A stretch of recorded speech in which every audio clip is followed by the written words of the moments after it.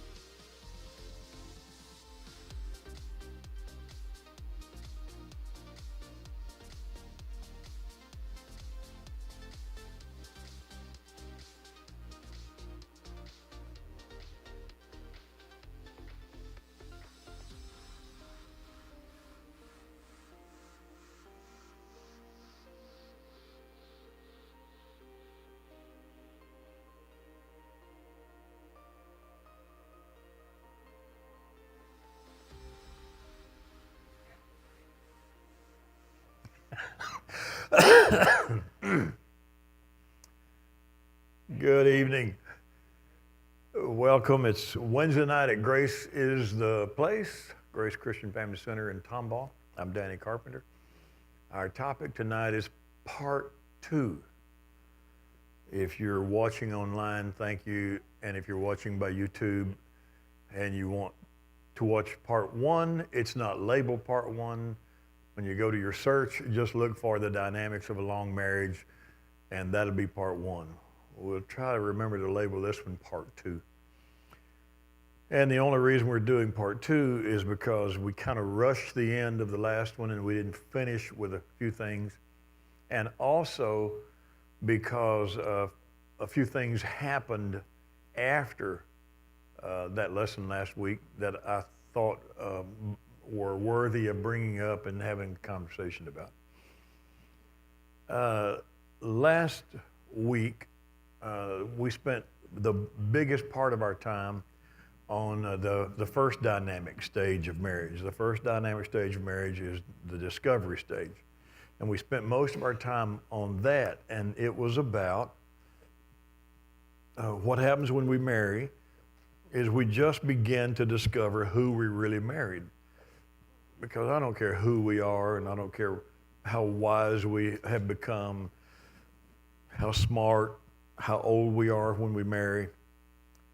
You never really know the person you marry until you've been married to them for a while. You just don't. Part of that's because we lie. And I don't know a nice way to frame that. Well, I do too. Let me change that.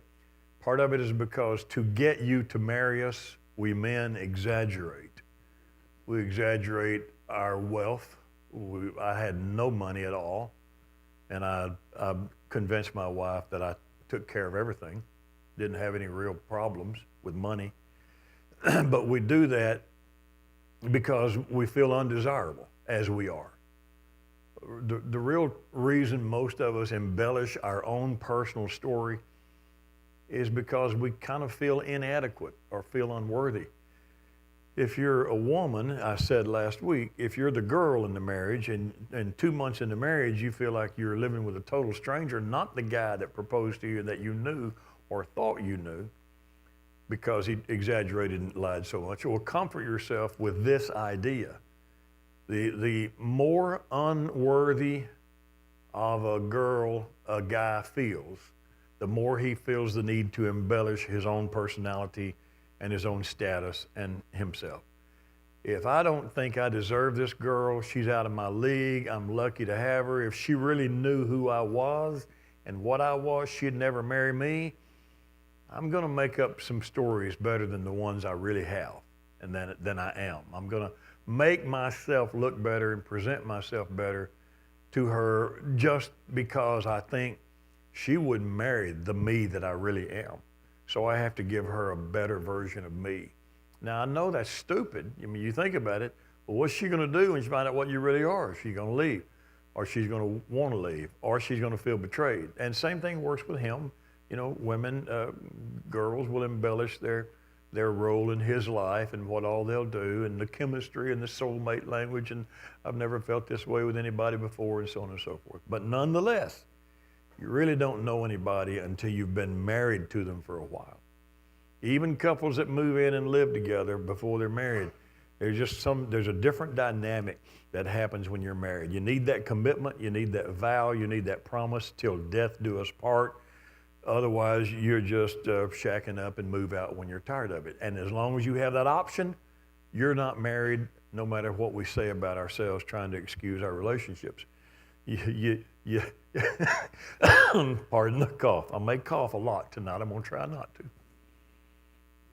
I would say, don't worry, I'm not contagious, but I probably am, just not to you watching by live streaming or on YouTube.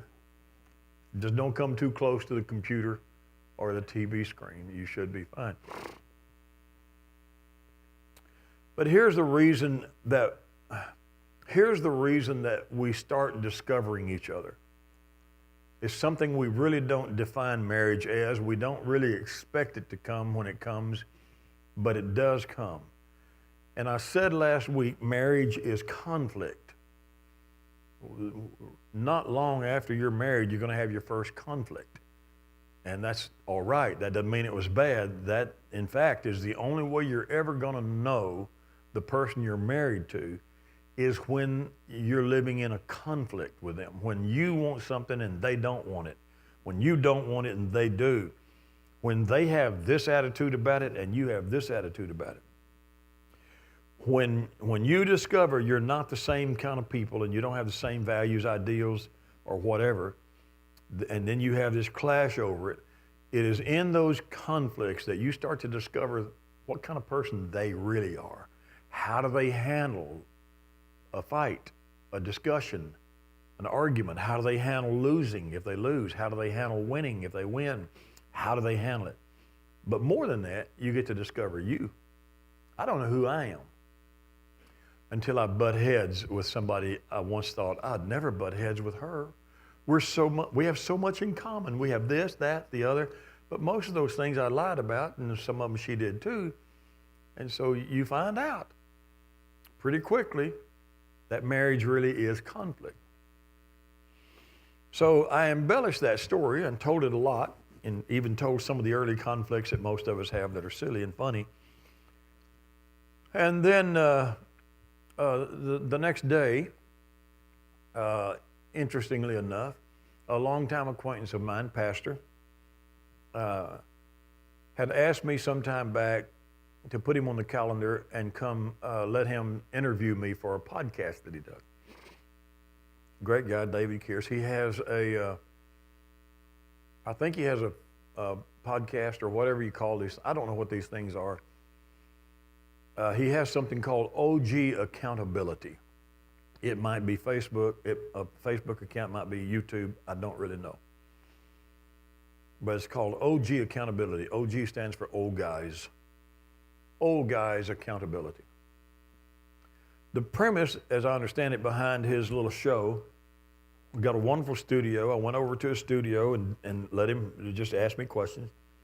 He didn't prep me ahead of time. I said, what are we going to talk about? He said, whatever I feel like at the moment, don't worry about it. You just show up. I just want to ask you questions and pick your brain. And I said, well, I have nothing to offer. I know nothing. I know even less now than I used to know when I knew nothing. And he said, that doesn't matter. All I want is an old guy's opinion. No insult, none taken. He said, I want young men to watch this over the next few years. My goal is I want young men to watch. And I want them to hear a topic and an old guy's opinion on it. I want them to find out what old guys think about politics and life and marriage and government and war and bills and money and investing. Everybody has different experiences, and I want to just, pick your brain. So I drove over, nice studio. Cameras, microphones, everything is really, really nice. Sit at a table, he's interviewing over there, asking questions. I didn't think about it being on camera, so I just laid back with my belly shining, sticking up. It looked like pretty much a slob in a recliner in the deal. And then with no warning, his first question, he says, what would you tell you? He's divorced. And he said, what would you tell young men like me? What advice would you give them if they're about to get married or they want to get married soon? They think they've met the person they want to marry. What advice would you give them? And because we just talked about that, the first words out of my mouth was, marriage is a conflict. It's a series of conflicts. And he wanted me to explain, and so I did. I just said, well, when we marry, most of us think this is going to be so cool.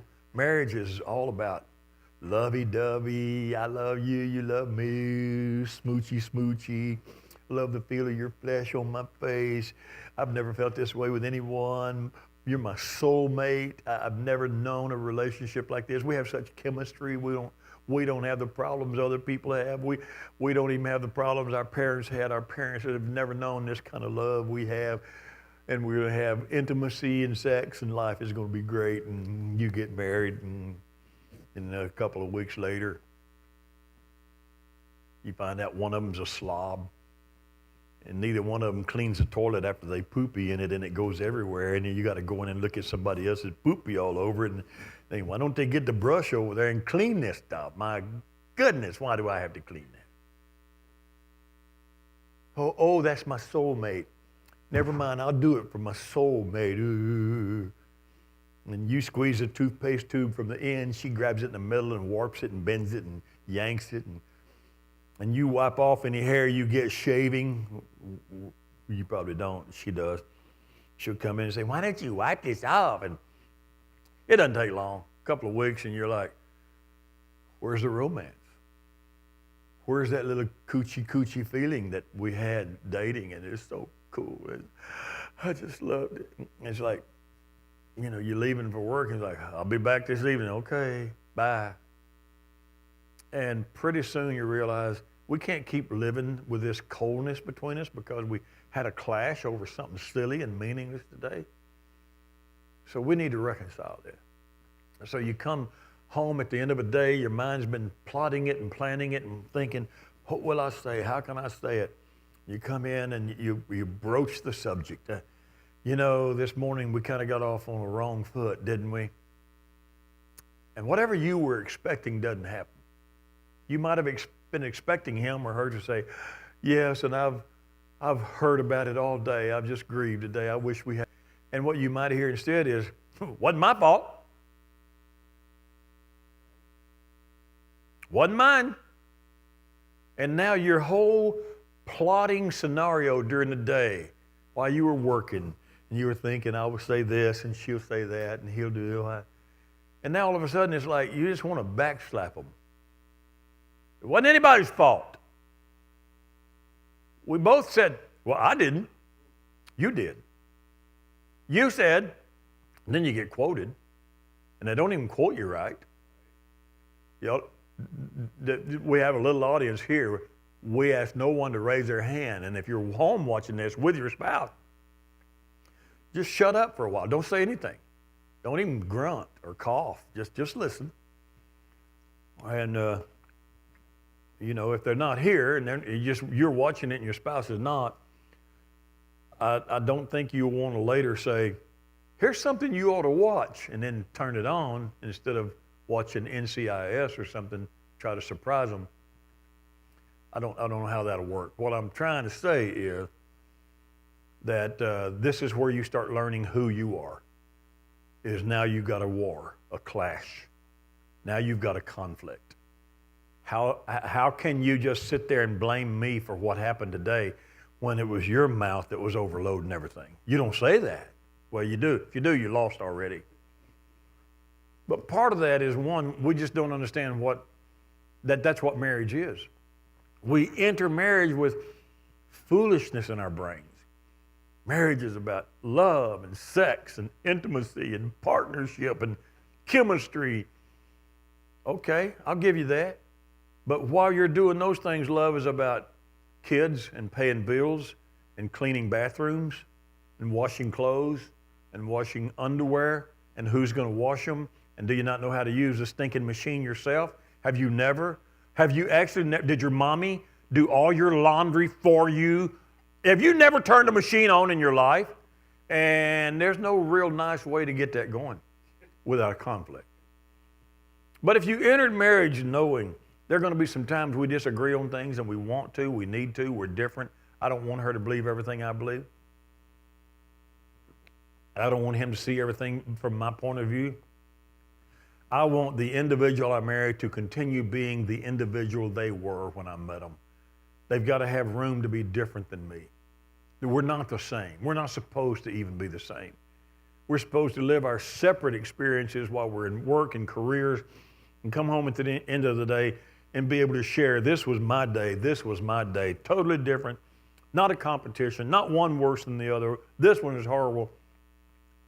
Nobody enjoys work all the time. Everybody likes to talk about it now and then, so on and so forth. So we got into that in the podcast, and he brought up an interesting point. He said he had a relative, I think was in the FBI, or still connected to the FBI maybe, but did some interrogation. And just off the cuff, he pointed out a difference in men and women, and that is that women tend to talk more in interrogation than men. And that he had come up with a little slogan for his own group of men when he was trying to get facts out of people, facts for reports, just the facts for reports, facts that matter. And he came up with a phrase like, don't use 57 words when 17 will get the job done. So he threw that out and he said something to me. He said, why do you think it is men talk less than women? And I said, I don't think they do. I don't think men talk less than women by any stretch. And in fact, I said to him, in fact, if you don't interrupt me now and then in this interview, if you don't just stop, have a light blinking or something, and say, okay, that's enough on that subject, we'll move on. I can talk forever. I could sit right here at this microphone and this camera, and I can just talk on and on. You would be so tired of me after a while, because I can just talk. I used to play golf. When I go play golf with buddies, man, we could talk. We talked about everything. Talk about politics, talk about life, talk about women, talk about wives. Always positive, always good, always wholesome and encouraging and uplifting, but never timid or quiet or shy. Nobody ever said, I don't think we should actually be talking about them right now. You know, our wives love us, and God bless them. They do the best they can to keep us on the straight. Nobody ever said that. Nobody. One guy even came to the golf course one time with a golf ball, and he had a photo of his wife imposed on the golf ball. Put it down on the tee, and somebody said, what in the world is that all over your ball? He picked it up and tossed it.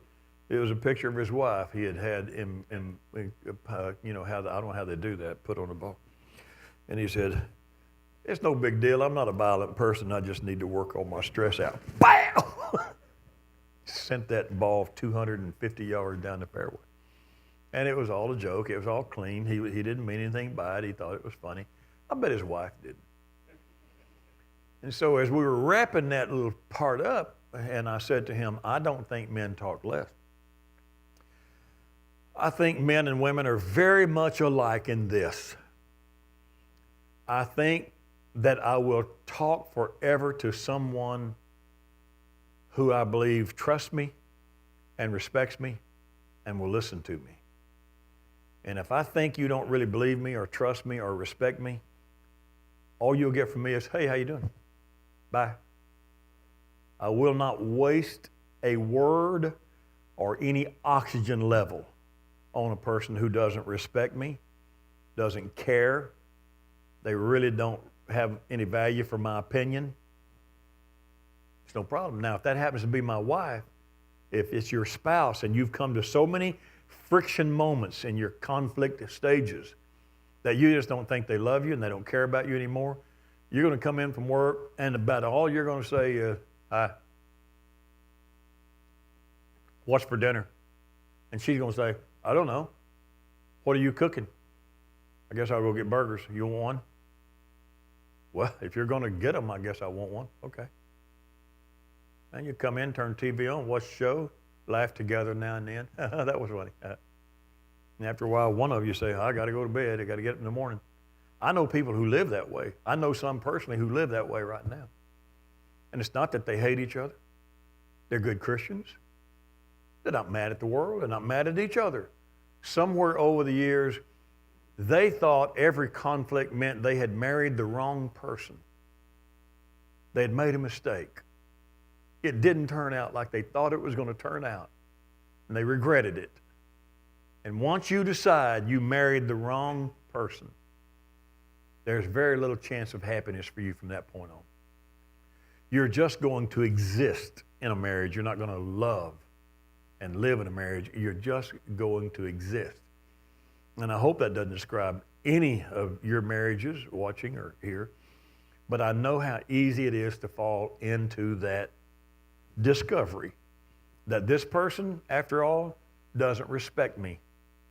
And when they don't respect me, then I don't have anything to say. I'm a man of 17 words. But man, if I think my wife cares about me and she loves me and she respects my opinion and she cares, I have in the past, I hadn't played golf in years. Golf, I gave up golf kind of, I don't know why, after my mother passed away 5 years ago. I just kind of fell out of rotation in a tournament league I was in, and I just kind of quit. And I don't miss golf. What I miss is the camaraderie. I realized after I quit playing that the reason I played was I get to spend 4 hours with men close to my age, and we get to talk about everything. And there's nobody in a foursome who says, oh my God, that's the stupidest thing I ever heard. Can you just hand me a glass? Not that anybody in my house would say that, God bless her. She's watching NCIS tonight, so I don't have to worry about that happening. But you get what I'm telling you. You get the point. If you cut me off and correct me every time I open my mouth, I don't keep fighting you till I get my words out. I just quit speaking. And I might not even say 17 words. But if you've respected me and trusted me, I would come in from a golf game when I was playing golf, and my wife would start saying, oh, you won't believe the day I had today. And I said, okay, what happened? Well, first, I'll just make up some names. I'll give them letters. A said that she forgot her keys and had to go back home and get her keys. And B said she would fill in for her and I wouldn't have to. But then 30 minutes later, B said, oh, I didn't know she was going to be gone this long. I got to have you come fill in. And about that time, a distraught mother walked in, and she was wearing one of those dresses. I don't know what you call them. What do you call them? And, never mind. You wouldn't know anyway. Anyway, and at some point in there, I would say, great. Wow. Well, I'm glad you handled it. Look, let me tell you about the fourth hole today. We got on the fourth tee box, and I will talk about golf, and I'll tell her what an awesome shot I hit. And I made that ball backspin on the green 10 feet. It came right back by the hole. I tapped it in for a birdie. Man, that hole right there was a skin hole, and it was a carryover. I picked up $15 from my buddies on that hole. God bless them. Not that we were gambling. It's just talk. And she would listen because She didn't want to be listening, but she knew that in a minute when I finally shut up, she's going to start again, and I really am going to listen to the rest of her story, even though it includes the color of dresses and the style of shoes and what day of the week it is. I think it's Monday. Now, women do tell a lot more details than men do. Y'all all know that to some extent. But more words than men? I don't think so. I think that if you're married to a quiet wife or a quiet husband, it may just be that you've dishonored and disrespected them so many times in past conflicts, they just don't see any point in trying to tell you who they are. Just open up and be honest and tell you a story, because you'll belittle them, make fun of it, criticize them, correct their English, their grammar, whatever you do. If it's anything in the form of anything other than, I respect you enough to listen to your story, then don't be surprised when they quit talking. So that was what we were talking about on the podcast. And then I got a couple of emails from folks entertaining a couple of ideas that we mentioned on here. So we talked about the dynamic of discovering the person you're married to and yourself in conflict, and then how different things happen when kids come along. Because even if you haven't really learned who you are and who you're married to, when kids come along, all of that discovery goes on hold. I mean, you're still going to learn a little bit each other, but it's going to be by necessity, because at that point when kids come along, you're really no longer the suave, you're just not the lover anymore. When the kids come along, you're daddy and you're mommy. And you will start calling each other those names whether you like it or not. What did your daddy do to you? What did you do to her daddy? Is your mommy, did your mommy not want to change your diaper? Oh, you. And after a while, you just accept it. Hey, Mom, what are you doing today? Because the kids are there. You don't want to call her. You don't call her by her name in front of your kids, because then they'll just repeat it and they'll be calling her by her name. So you just, and you lose your identity, the Lothario. The Lothario that was getting married just a little while ago, he's just dad. And she's just mom. And then you're going to do that for 18 years. That's if you just have one. If you got two and they're spread apart 2 years, you're going to do that for 20 years. If you got four, you're going to do that for about 25, 26 years, you're going to be dad, mom. And then, amazingly, they decide that they can leave, if you're lucky. If you're not lucky, they'll stay forever. But if you're lucky, they'll want a job. They'll actually want to marry someday. They'll want their own place. And you'll be ready for them to go by the time they do. And then you'll have a brand new discovery of who the grown-up in the house is. Oh my God, who is this I'm married to? Because he and she have changed a lot in their role as mommy and daddy, but not toward each other, not to improve the individual relationship. So we call that the empty nest syndrome sometimes. When the house is empty, it's just us. Okay, I got it. It's going to be long and lonely unless you have found a way to continue to build respect for each other, listening when the other is telling and talking. Great verse in Ecclesiastes. We often use it as a picture of us being saved and walking with Jesus, but he didn't mean it was God in that story at all. He just told the story of it's better for two to walk together than for one to walk alone, Solomon wrote in the book of Ecclesiastes. And he said, because if two walk together and one falls, he has the other to pick him up again. But if he just walks alone, he has nobody to pick him up. Now, he didn't make that a correlation between us and God. We do that. We say, oh, it's a good picture of walking with Christ. You're still going to fall, but you have Christ to pick you up. But that's applicable to any relationship. So how great it is if you're married and your spouse knows you're not always going to be perfect. Sometime you're going to stumble into selfishness, meanness, ornament, fatigue, whatever. but don't worry about it. Sorry about that. Don't worry about it. Because they're going to love you anyway through that. They're going to help you up. One of my fondest memories of my mom and dad, when my mother went through a crisis, midlife crisis, I think that now we know it was a hormonal crisis. She was at that particular time and her body was malfunctioning and hormones weren't being produced and we didn't go to doctors. And it affected my mother dramatically. I'd never seen my mother mad or mean at any time for any reason And she turned on my sister one day, out of control, in orbit, and she literally went nutty. She was going to beat her with a dowel rod because she didn't do something she did something my mother thought she shouldn't have done. Maybe said something to a teacher at school, I don't know, but Mom went nuts. And I ran in and pushed Mom away and grabbed my sister and drug her out of the room, drug her across the hall in the bedroom, slammed the door, locked it, and put a wedge against it for fear that Mom was going to come in and be violent. And my older sister had already moved out into an apartment. She didn't live with us. So my sister called her and told her on the phone, and she ran down and picked her up. They got me in the car. We drove down to where my father works and called my father out. And I'm only like, I'm going to say 8 years old, maybe, something like that. And I can still visualize it today. They pulled up. They told the guard at the gate, Dearborn Stove Company, we're here to see Mr. Ernest Carpenter. He said, you have to park right there. Somebody go get him. They went and got him. He came out in the sun. He squatted down by the driver's door, and I'm right behind. My sister's driving, my older sister. My abused sister is over there in the front seat crying. They're all still crying. I'm in the back seat playing some kind of game, not a video game. We didn't have them putting a car together probably. And then my father comes out and squats down, nods at me and says, hey, boy, and squats down and says, what's up, girls? And then I hear them start saying, my oldest sister, I'm going to let her move out of the house and move in with me, Dad. She just can't live there. Mom's out of control. Something's wrong with Mom. And I didn't know what was going on. It was terrifying to me, thinking our life is crazy. And I heard my father, still remember it to this day. I could almost quote him verbatim, but I'm sure I've missed a little bit of it over the years. And my dad reached up behind my sister's neck and just squeezed it gently and rubbed her a little bit. And then he said, girls, I would only ask you to do this. Don't judge your mother for something she's going through. She's never been like this. And you have to know the day's coming she won't be like this then.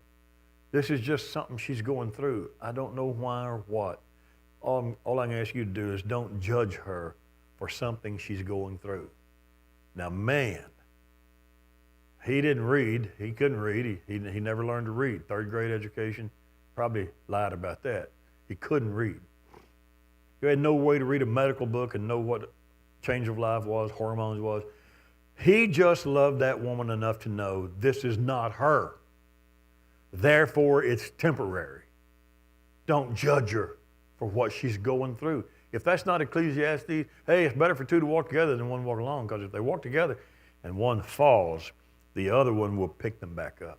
He didn't demand she's perfect. I'm going to walk out. I'll leave you if you can't straighten up. I'm going to divorce you and move I'm sorry, on down the road. He didn't. He said, I know she'll get through this.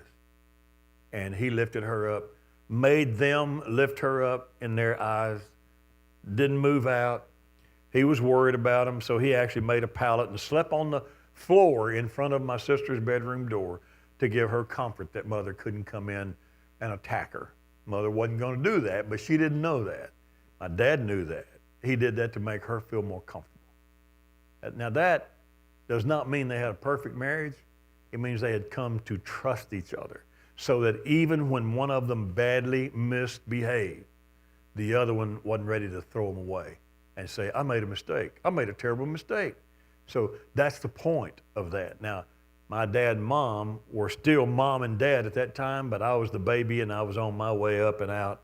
So they were still maintaining a good personal relationship while they were daddy and mommy only. And then after the kids are finally gone and you got the empty nest and it's just the two of you and that's it, then the next dynamic you enter is a twofold dynamic of health concerns and money concerns. The only reason we put money on this fifth stage is because for the first time in your life, you actually have a couple of dollars left over. You never had any left over when you had kids. They get every dollar you got. You got nothing left. The average man in America doesn't even start saving money until he's 45 years old. Isn't that interesting? I wonder why it's 45 years old. Let me just think. If he had 4 kids and he started sometime around 19 years old, oh, I know, he'd be 45 when his last kid leaves the house. It's an amazing dynamic. And so at least now, when you're 45 years old, you can start thinking about, we need to plan our money a little bit. We got to start thinking about, well, all these last 25 years, you've been thinking about, what can we buy the kids next? What can we do with this? What are we going to get the kids? Now you get to actually have the luxury of thinking, what do you want to do for vacation? You want to take a trip? Well, yeah. Well, and you can put aside some money for the first time in your life. The danger that comes in is if you have, let me just cut to the chase and say, this fifth stage is actually about success and the possibility of sicknesses canceling some of that. Most of the time when we're raising kids, you know, we're in the prime of our life and we're strong and healthy. And then the kids are gone. And then we're like, you know, we start having time to think about us. I don't think I can remember ever having a pain. Like, I didn't know which side the appendix and kidneys were on, the liver, because I never had time for a personal pain.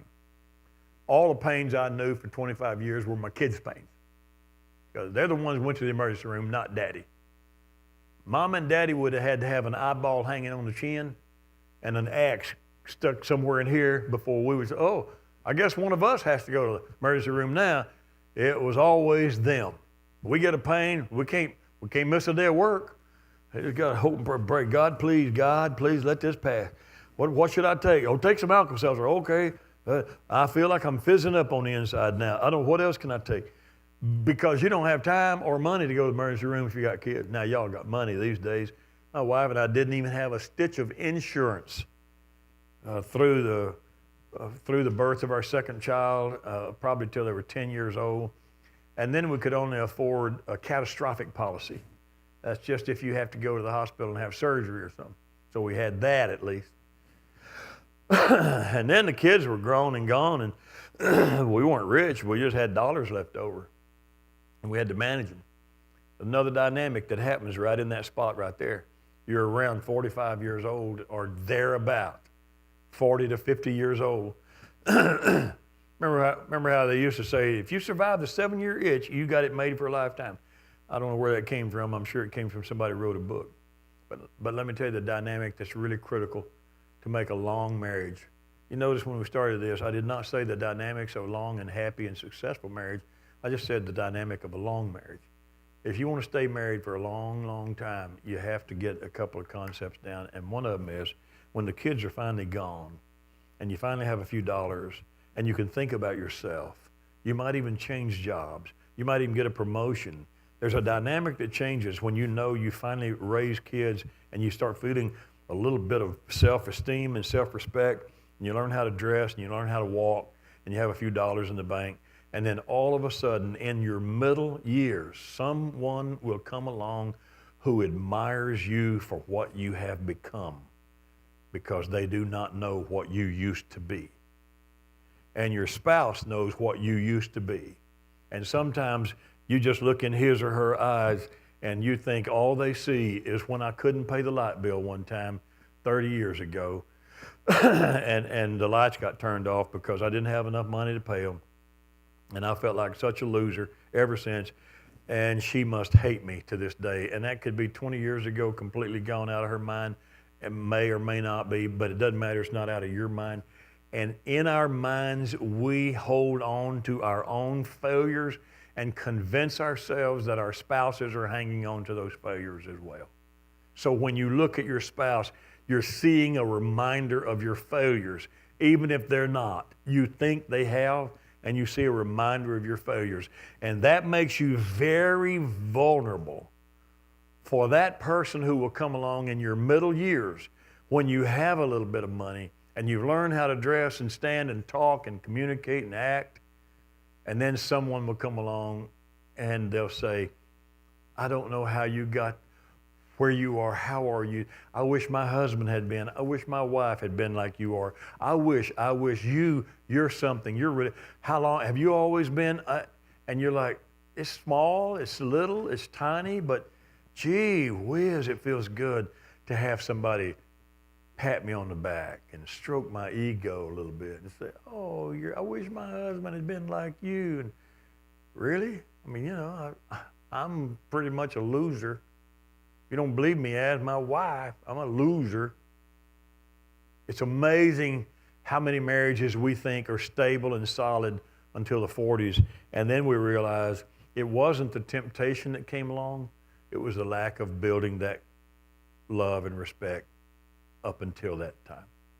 If you built the right love and respect for each other all through those years, the discovery of yourselves and transitioning into kids, when the kids are gone one day, it won't be a temptation that comes along. Temptation is going to be there. I'll tell you, it's going to come. But it won't be the temptation that causes you to fail. It'll be the lack of having ever settled that marriage and got the communication that you need to get with your spouse. But if you survive those middle years where, you get sick now and then, you got kidney stones, you got to go do this. I don't think I had ever spent a night in a hospital. I can't remember how old I was, but I was healthy. I had, at 42 years old, I had a stress-related heart attack. I didn't believe the doctor when he told me. And I walked out of the hospital. In fact, they took 4 hours, hooked me up to all the machines, and then somebody came in, stabbed or shot, and they go take care of them instead of me. And I thought finally, well, I guess I'm not dying, or they'd have come in here a long time ago, so I just start peeling all that stuff off. Well, when I start peeling it off, here they come running. I didn't know what it did. I'd never been hooked up to stuff before. Never. And they said, oh, you can't do that. You had a heart attack. You died. No, I didn't. Well, I'm fine now. And I went home, and then I was sick for 2 weeks and regretted that I checked out. And finally, I broke down and went to a doctor. And the doctor said, we got to draw some blood, and we'll get the blood from the hospital. We'll be able to tell what happened. Came back and said, stress-related heart attack. I said, I don't have stress. I play racquetball. I had 0 body fat on my body. I know you don't chuckle, I know, but I did. I played competitive racquetball. I played racquetball 5 days a week, Texas, Oklahoma, Louisiana. I played tournaments in American Racquetball Association, wrote books about racquetball, taught it out at Lone Star College, Tomball College, and the Mentor Fair to 8th and 9th graders. Understood the strategy, had a 110-mile-an-hour serve in a 20 by 40-foot room. That was my game. I ate it up with a passion. And after the doctor gets through with all of his tests, he says, I'm going to tell you that a stress-related heart attack can kill you just as much as any other kind. If you have another one, you're not going to be this lucky. Don't have another one. I said, what do I do not to have another one? Eat right, sleep right. And if I was you, I'd quit playing racquetball and take up something calm and placid like golf. He made a believer out of me. Well, he didn't. The heart attack did, because I honestly quit racquetball cold turkey. Since my 42nd year, I've been in a racquetball court 2 times, and that was to teach somebody else how to play the game, and then I walked away. But I did start playing golf, and man, I don't play golf to play. I want to win. I have to win it. I have to beat the guys I'm playing with. So that's in my nature. That's not the game itself. In fact, I fussed at the doctor a year later and said, you told me to take up golf. I can't stand losing golf. I have to play golf 2 or 3 times a week sometimes just to make sure I stay in tune for it. And he just laughed, said, you just need to calm down. You're going to have another heart attack. And then it's like a little trickle effect. Whoa, I never had kidney stones. Then I'm in the hospital with those.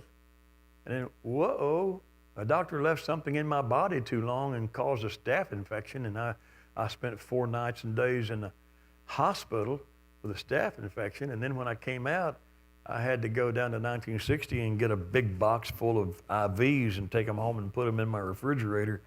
And 3 times a week, kid you not, they gave me the bags and the IV in my arm, the port, and said, I said, well, how do I hang? I need something to hang them on. Now I just get you a clothes hanger, hook them over a curtain rod. I kid you not.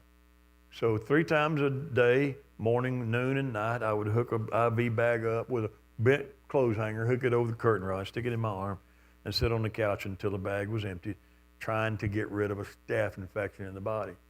And my wife went on to work, and all of a sudden we start realizing how the dynamic changes. You're either going to love the person who's sick and do like Ecclesiastes and try to pick them up, or you're going to start thinking, man, I wish I'd have left when I had a chance.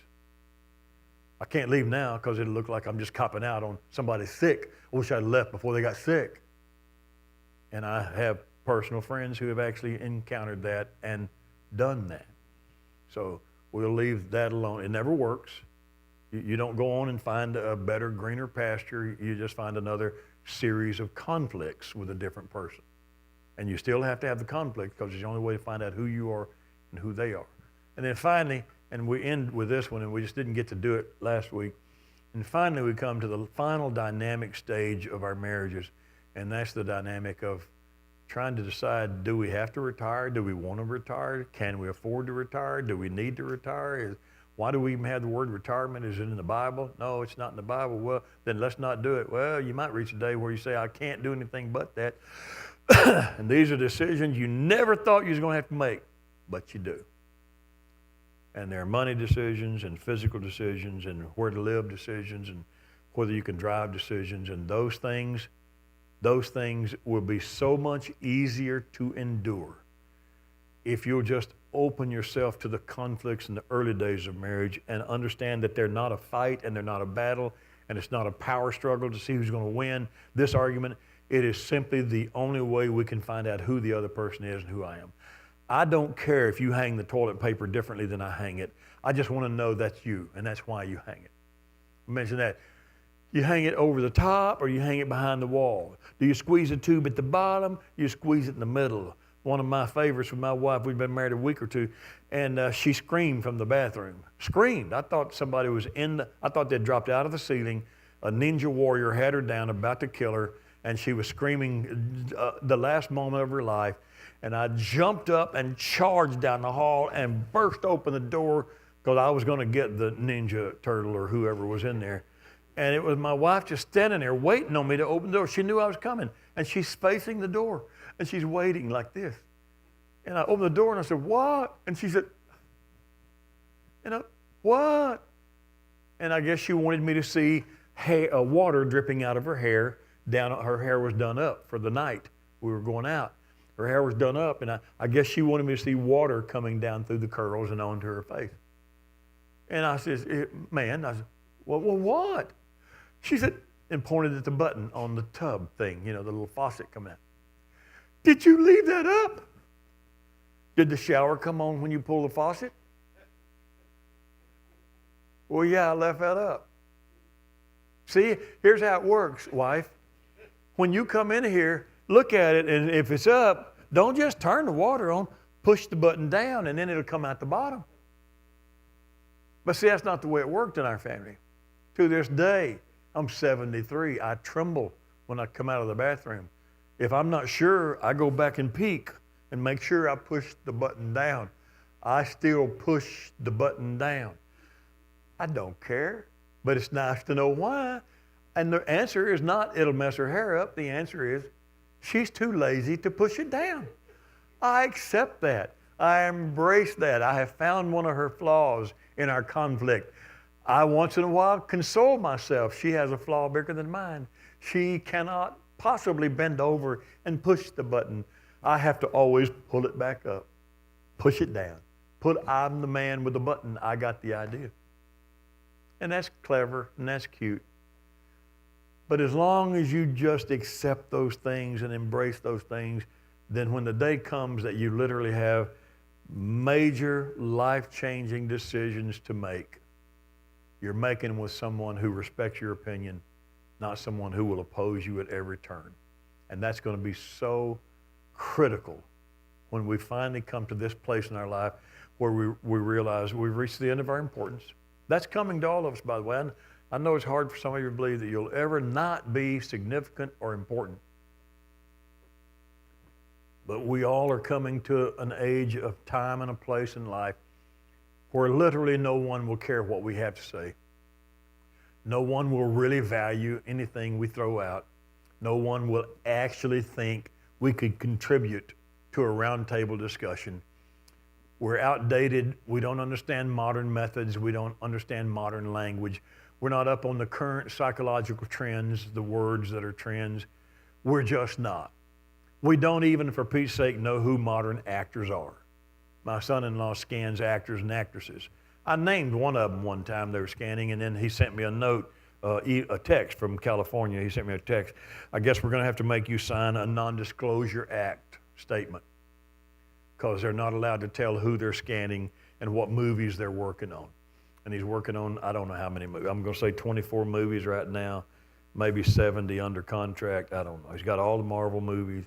He can't tell anybody what they are and where they are when they're scanning in New York or L.A. or Los Angeles, New Orleans or Atlanta or wherever.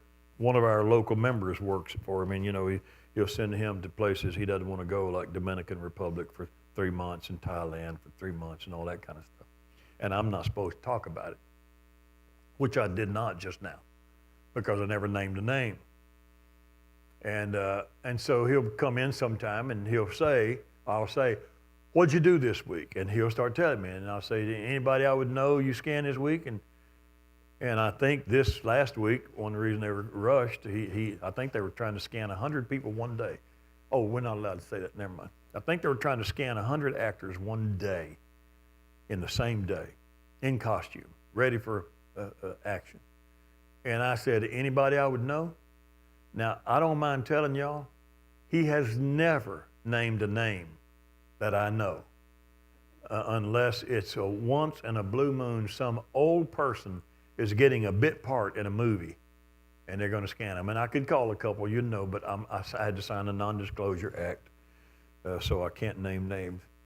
I don't want to be sued by my son-in-law for violating the non-disclosure act. And I realize that, I can see it in the conversation in the family. They all know the names. They know people. One of my son-in-laws had us over for the Super Bowl. I was so bored. I don't know any of those people. And my grandson, Graydon, Grandpa, do you like blah, blah, blah better? We're talking about players' names now. Or you like blah, blah, blah better? And I said, is that a spread you put on bread? What is that you're talking about? Grandpa, no. And then he says both names, the first name and the last name. And I said, what is that? Is it like a vegetable? How do I know which one I like more? He's the quarterback for the what? What? Oh, you're talking about people in this game? I don't know who they are. Now, when I was young, I knew everybody's name. I knew how big Ed Too Tall Jones was. I stood right next to him one time. That dude was big compared to my skinny body back then.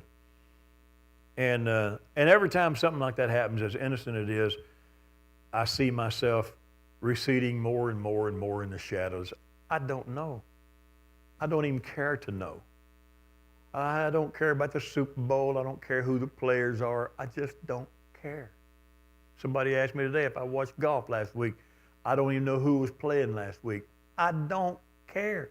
But the more I don't care about what's going on in the sporting world and what have you, the less relevance I have to contribute to a conversation. And after a while, I know they'll just drop me out of them. I'll probably overhear somebody whisper sometime, don't ask Danny to come. He doesn't have anything to talk about. And the sadder than that is, I won't care. I'll be perfectly content to just stay home alone and not go. But what happens to us at the end of life is if we have somewhere along the way found a partner with whom we can conflict but never lose our respect and our dignity toward each other and for each other, even when the day comes that that partner is no longer here, I will be able to look in the mirror and know I have become the best person I could be, and I owe it to my life with that person as well. Because in living with that person, I found all of my own flaws, and I worked them out, and I worked through them. And I'm as good as I can be at this place in life and at this age. And so I'll close with a final comment on this, and that is the only way we lose our importance is among, humor me. The only way we can ever lose our importance is among worldlings with whom we still have to deal. Most of us, when we get up in our upper years, we're already thinking about our transcendence into the next. And we are close to the door. We're knocking on it. So we're already thinking about what's on the other side. and we dwell about it, and we don't care someday if we actually wake up and we're not here. We're there. And the only thing we can pity is you worldlings who are still going to be here and think we were nobody. Because when we finally get there, we're going to discover we were always somebody to him. If during your marriage years, when you're conflicting with each other and you're learning you and you're learning him and her, and you're building your own personality and your own consciousness of who you want to be and what kind of person you want, if during all those years you will also remember never to be wounded by your partner because their opinion of you is just a temporary moment of anger. It's only what God thinks of me that matters. And I happen to believe I'm not like David, King David. I'm not even similar to King David, but I can agree with all the things David wrote. And when David wrote things, well, you know, one of my favorites from David is, surely goodness and mercy will follow me all the days of my life, and I'll dwell in the house of the Lord forever. I say that every day probably at some point, talking to God, talking to others. Goodness and mercy follow me all the days of my life. I'll dwell in the house of the Lord forever. And David was a sinner, a horrible kind. And he still developed enough confidence in God and God's love for him that he could write that. And I buy that. I buy into that. Goodness and mercy will follow me all the days of my life. I'll dwell in the house of the Lord forever. And then David would write a phrase like this one time. When I look at the heavens, when I consider the heavens and the stars, the moon, the sun, the work of thy fingers, I just have to ask myself, what is man that thou art mindful of him? But in the other Psalms, he goes on to describe why we're mindful, why God's mindful of us. God's mindful of us because we're made in his image and likeness. We're like his little tiny offspring. We're like little minute reflections of the awesomeness. How do you describe a God who could just fling another galaxy off the end of his fingertip? A galaxy off the end of his fingertip. How can you describe a God like that? How big must we be to that God? And that's why David could look up at all and back. You know, David lived when you could see stars. You and I living in Houston, we hadn't seen a star ever in Houston. But David could just lay down out in the yard and look up and say, oh man, look at this, brilliant. Because they didn't have smog and pollution and a gazillion electric lights across Jerusalem. And I don't know the last time I saw, more than 5 stars in the sky. But David saw that beautiful. Pull them up on, Google them. Google images and you'll see some stars. And imagine laying out and seeing millions of stars. You couldn't even start to count them. And then say, who am I? Oh my word, I'm nothing. I'm nobody. I can't even matter to God. And that was why he would say, what is man that thou art mindful of him? And you know what you are to him? The value of any item is determined not by the price of it. It's determined by what a person's willing to pay for it. The banana peel Elvis had in his bedroom when he died is a rotten, pitiful banana peel. We can't help it that somebody paid $80,000 for it. That's the value they put on it. Under glass, I want it. They valued it at $80,000. They were willing to pay that to get it. And if you ever have self-doubt about you because of the input from your spouse and what they've said, you have to be able to climb above how bad a spouse can make you feel in the middle of a conflict and continually remind yourself, God set my value. He took the life of Jesus Christ, his only begotten Son, and he took me, and he said, I value you this much. I'm going to give him to die a bloody, torturous death on Calvary that I might redeem you. That I might have you. I'm going to give him up a beating, a bloody death. He valued you so much, he gave his only begotten Son, that whosoever should believe in him would not perish but have everlasting life. That ought to always help you transcend any negative opinion, even from a spouse, about you. Never lose your identity and your importance to God, your idea of how valuable you are to him, how much he paid for you, because you're going to need it at the end of the age, at the end of your age. When your importance to the world diminishes, you'll need to remind yourself that I have never lost my value and my worth to Jesus Christ. And that's worth building your life on right there. Amen. God bless all of you. Thank you for being here. Thank you for watching, tuning in. May all of your marriages be conflict, because they will be, but may every conflict in marriage just build you up and make you stronger and stronger and help you to learn each other better and make that marriage the best it can be by two people striving to be the best they can be. Thank you for watching. God bless.